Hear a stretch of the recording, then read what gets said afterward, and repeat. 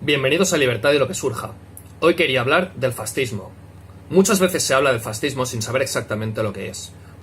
Se le achacan cosas de la teoría a la práctica y de la práctica a la teoría. La mayoría de personas que hablan sobre el fascismo acaban comparando la teoría comunista o marxista con la práctica del fascismo. Se suele comparar la Italia de Mussolini, la Italia fascista, con lo que dice el manifiesto comunista, lo que dice la teoría marxista o lo que dicen los ideólogos del marxismo, lo cual es una falacia. Debe compararse la teoría marxista con la teoría fascista o compararse la aplicación práctica del fascismo con la aplicación práctica del comunismo o del socialismo. Por ello, hoy quería hablar del manifiesto fascista, que sería el manifiesto de Verona, el equivalente al manifiesto del Partido Comunista escrito por Marx. Este es un manifiesto recogido en 18 puntos escrito por Benito Mussolini, el inventor del fascismo y el tercero del Partido Socialista Italiano, que junto con Nicola Bombacci, uno de los fundadores del Partido Comunista Italiano, y Alessandro Pavolini, secretario del Partido Fascista, escribieron este manifiesto en 18 puntos. Mi intención hoy es leer y explicar estos 18 puntos y ver en qué consisten, y ver si realmente la teoría fascista es tan diferente a la teoría socialista. Comencemos. Punto número 1. Se convocará la Asamblea Constituyente, poder soberano de origen popular, para declarar la abolición de la monarquía y la condena solemne del último rey, por traidor y desertor, y, una vez proclamada la República Social, nombrará su jefe. Con este primer punto ya vemos que el fascismo es una ideología republicana. Mucha gente asocia a la monarquía o asocia a otros idearios al fascismo. No. La ideología fascista nació desde una visión republicana exactamente igual que el socialismo. Los partidos fascistas en su momento siempre fueron considerados unos partidos revolucionarios, nada conservadores y republicanos. Si los vemos ahora mismo conservadores, no es por la intención que tuvieran en el momento, sino porque son partidos de hace muchos años. Punto número 2. La Asamblea Constituyente estará formada por representantes de todas las asociaciones sindicales y circunscripciones administrativas, comprendidos los representantes de las provincias invadidas por medio de delegaciones de los refugiados en territorio libre. Debe comprender además la representación de los combatientes, de los prisioneros de guerra, a través de las minorías de repatriados, de los italianos en el extranjero, de la magistratura, de las universidades o las de cualquier otra corporación o instituto, cuya participación contribuya a hacer la Asamblea Constituyente, la síntesis de los valores de la nación. Con esto nos está diciendo algo parecido a lo que nos decía Maduro al crear la Asamblea Constituyente y esa visión integradora de representación de absolutamente todas las vertientes y todas las ramas y de todos los lados. Básicamente la intención de esto es que todo sea politizado, que la política llegue a todos los rincones y nada se escape. Punto número 3. La Constitución republicana deberá asegurar al ciudadano, soldado, trabajador o contribuyente el derecho de control y responsabilidad crítica de los actos de la administración pública.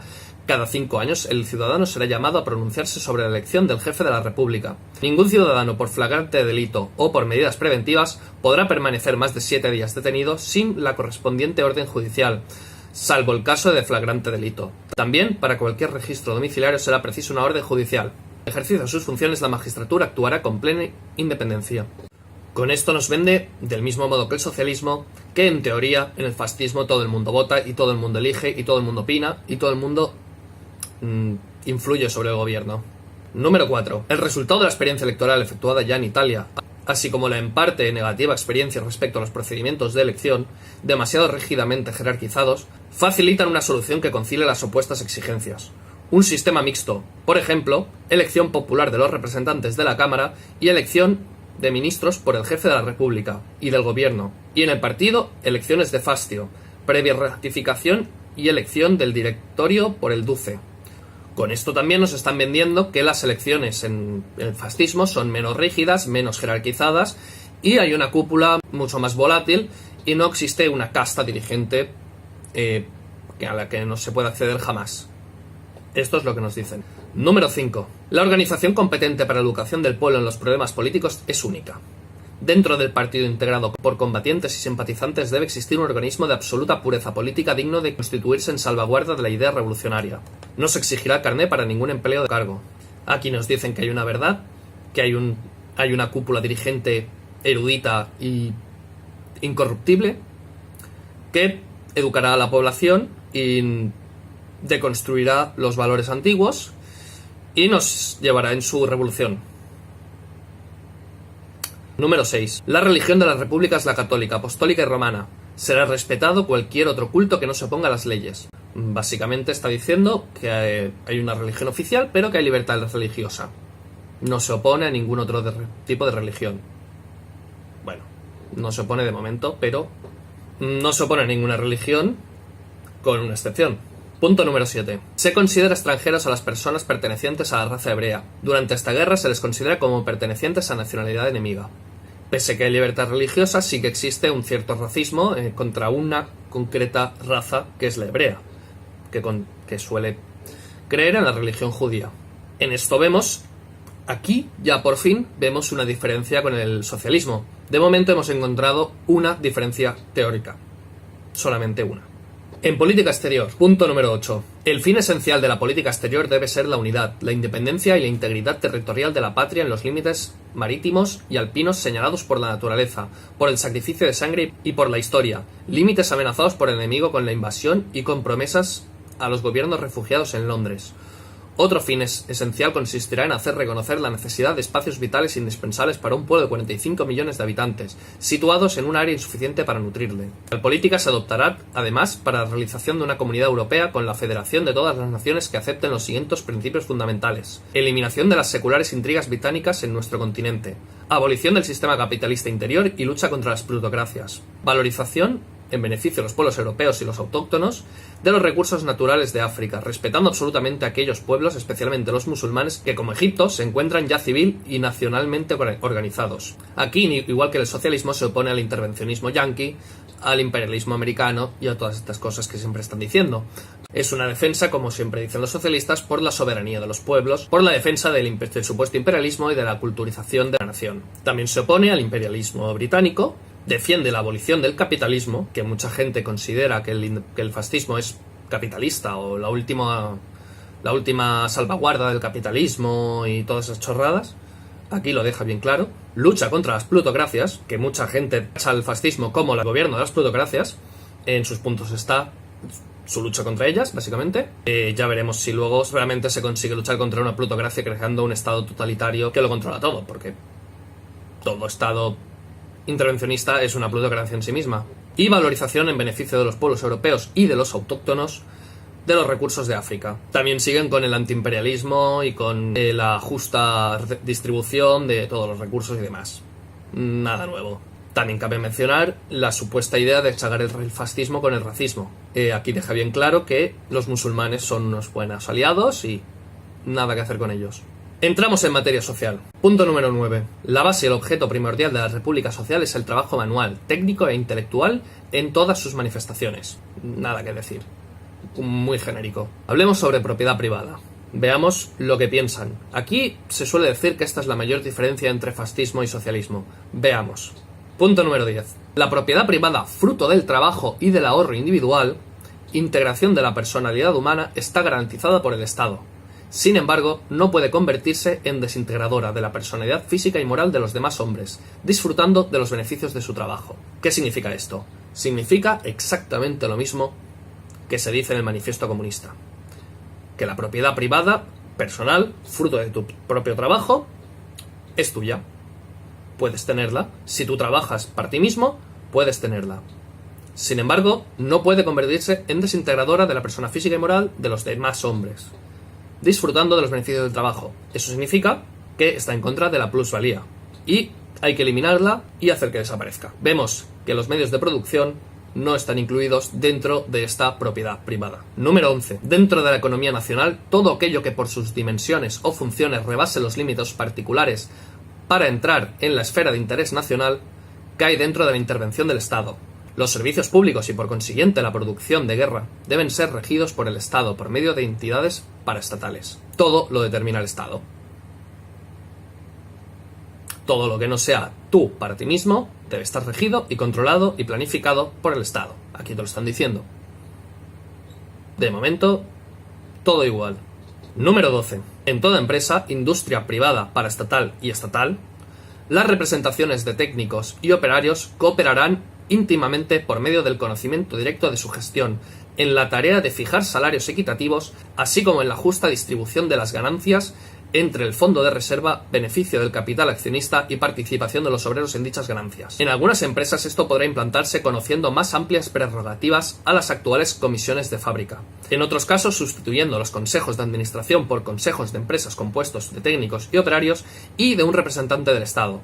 Finalmente, también puede efectuarse mediante una cooperativa parasindical. Aquí nos están diciendo que los consejos administrativos de las empresas privadas deben desaparecer y las empresas deben ser gestionadas por sus obreros, por sus técnicos, por sus operarios y además por un representante del gobierno.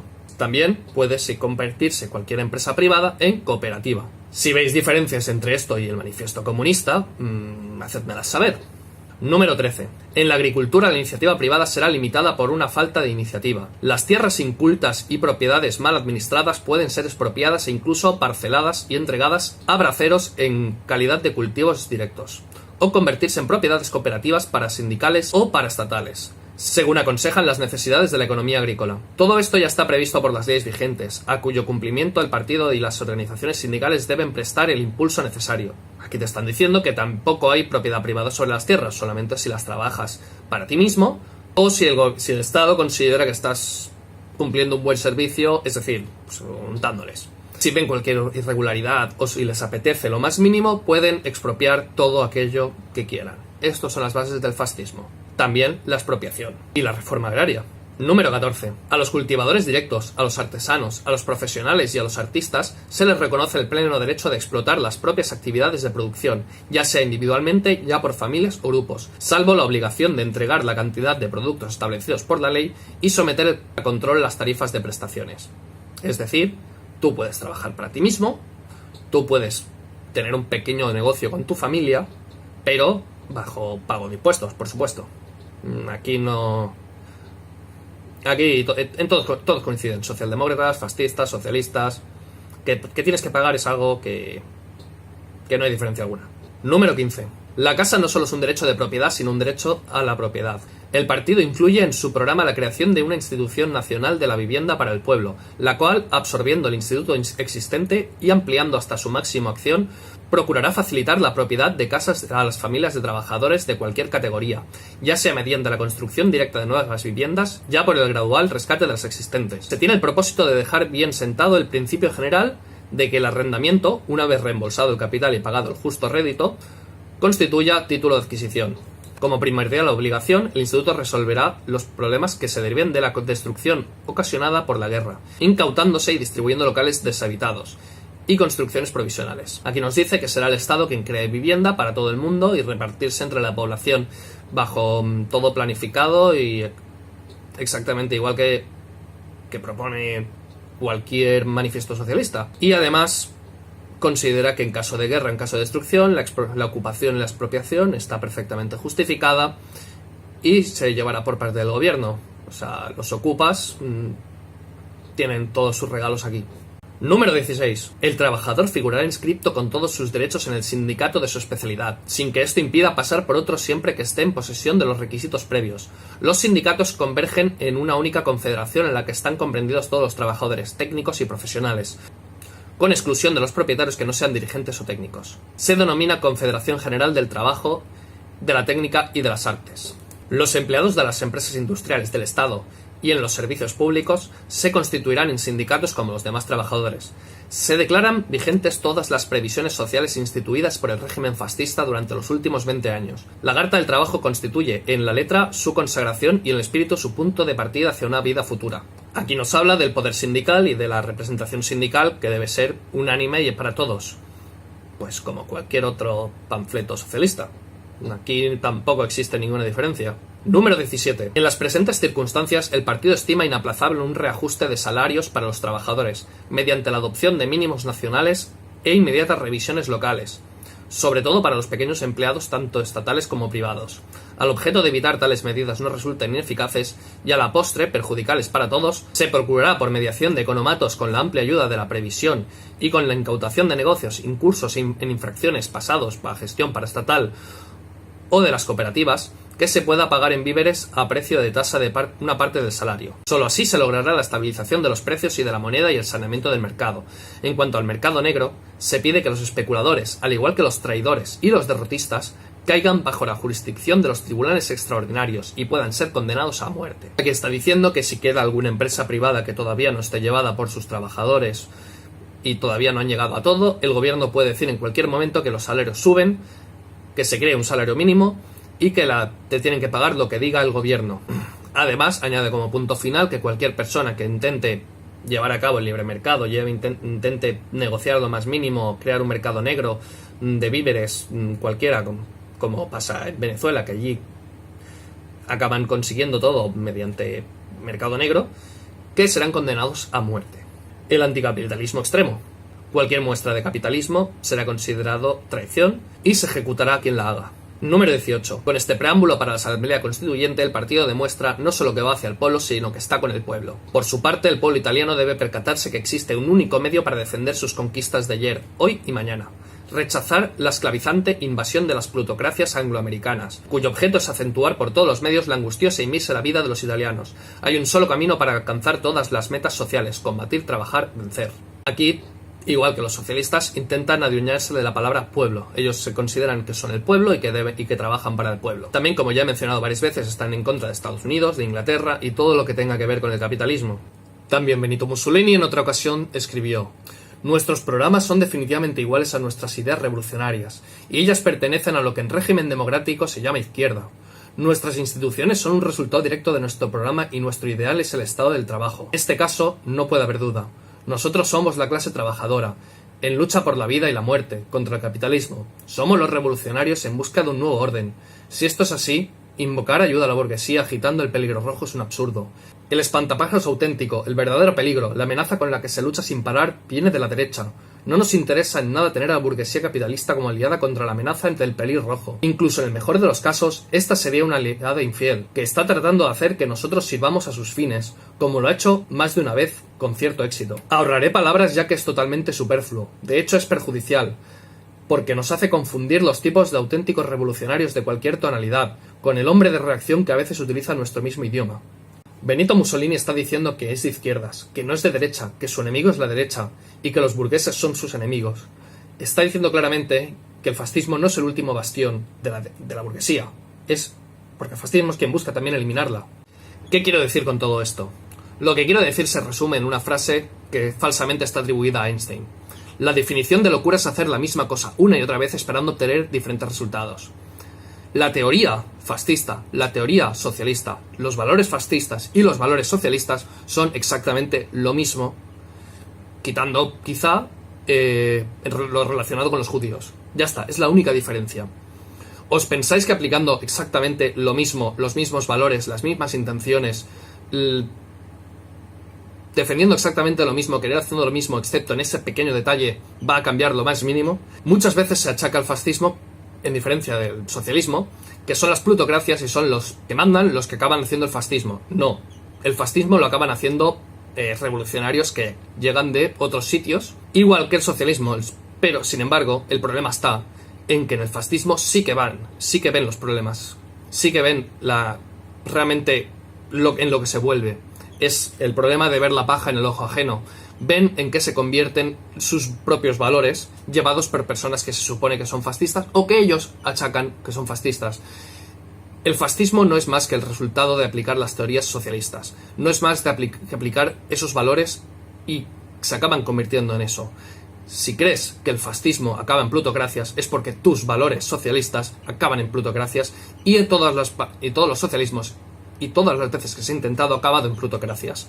Todo lo que ves en el fascismo, todo lo que acaban haciendo, todas las injusticias que ves, la censura, la muerte, los ataques a la libertad, todo nace de tus valores, nace de lo que estás pensando, nace de tu idea de reforma agraria, tu idea de redistribución, de planificación de la economía, de todo ello, porque la teoría es exactamente la misma.